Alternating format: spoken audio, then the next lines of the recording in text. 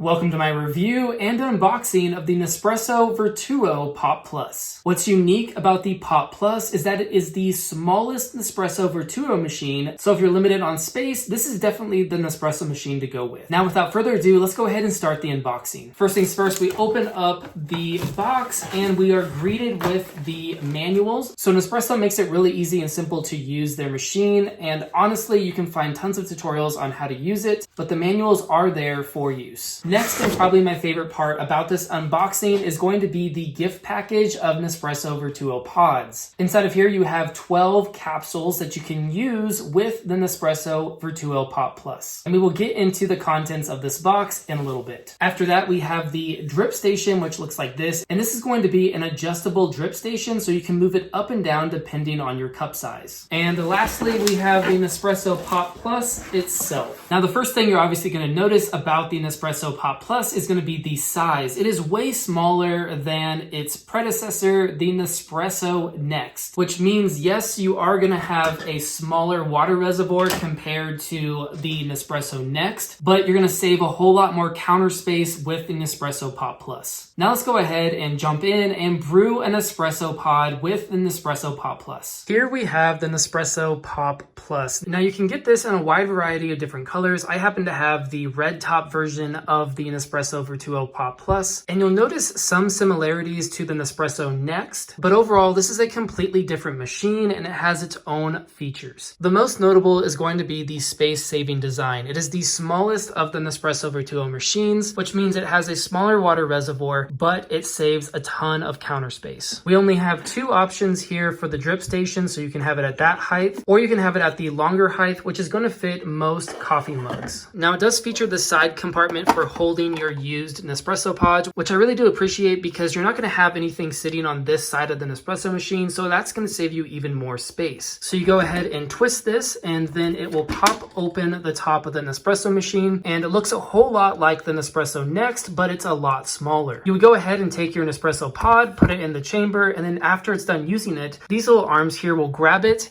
and it'll put it in the back chamber where it would hold all the used pods. And then once you're ready to brew, you would go ahead and push this down, twist it to the lock side, and then this button would light up. You would hit that to brew the pod. Now those are all the features for the Nespresso Pop Plus. Let's go ahead and brew a pod with this machine. I'm going to be brewing my favorite decaf Nespresso pod, Furtado Decaffeinato. I highly recommend this pod. First things first, we twist the top to unlock it and it will pop open. We take our Nespresso pod, we put it in the chamber, then we close this and we twist it to lock it into place. Next, we take our water and we fill it up in the water reservoir. Now all we have to do is hit this button and it will start brewing our Nespresso pod.